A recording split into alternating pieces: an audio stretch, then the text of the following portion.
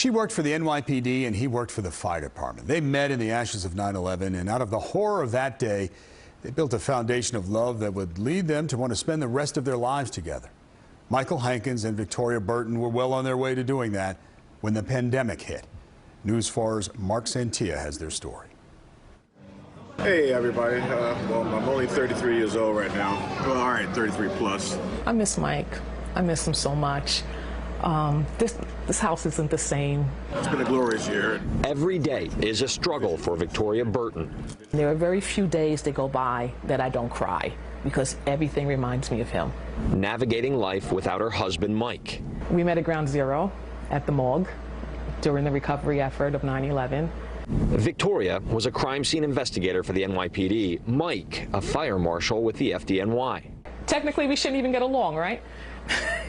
The two crossed paths at the city morgue, documenting the horrific aftermath of the 2001 attack on the World Trade Center. They began dating a year later, tying the knot on 10-10-10. Mike was such a gentleman. Mike was an absolute gentleman and very friendly, very outgoing.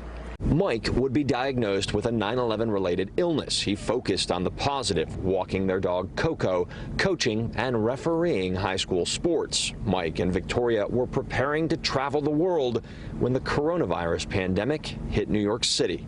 He's saying, oh, I really don't feel so great. My throat is scratchy. In early March, Mike was admitted to the hospital with a fever, placed in isolation. He would test positive for COVID-19. I could see him through the little window, and he would come to the window, but we couldn't be together. The inseparable couple now separated by a pane of glass. He would come to that window, and I'd be in the hallway at the window, so at least we could talk. Hours later, an unexpected phone call from the hospital. I'm just calling to let you know that we've taken your husband into ICU. He's been intubated. He's in a medically induced coma. He's in septic shock. He has double pneumonia, and we really need to pray for him. And my mind was just spinning because I couldn't even wrap my head around. I was just talking to him a few hours ago. 24 days later, Mike passed away alone. It's horrible because when your loved one is in the hospital or sick, you expect to be there holding their hand, talking to them. Mike is not alone. Dozens of first responders with 9/11 related illnesses have died from coronavirus or COVID-19 complications. It is no shock, no surprise that the 9/11 community has been so impacted by COVID. Lee London's firm represents more than 20,000 people diagnosed with 9/11 illnesses. He says more than 100 of those clients have died during the pandemic. COVID has impacted everybody on a large scale, but those most vulnerable are those with pre-existing respiratory conditions, since over 60% of the 9/11 community suffers from respiratory conditions.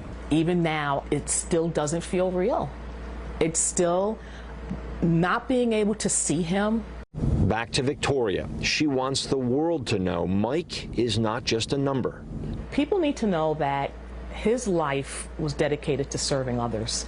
Victoria is planning a celebration of Mike's life next April on the anniversary of his death and starting a scholarship in her husband's name to keep his legacy alive. He's just planted seeds in people all over the place. And they're going to grow. So I think most people are better having known Mike. In Queens, Marc Santia, News 4 New York.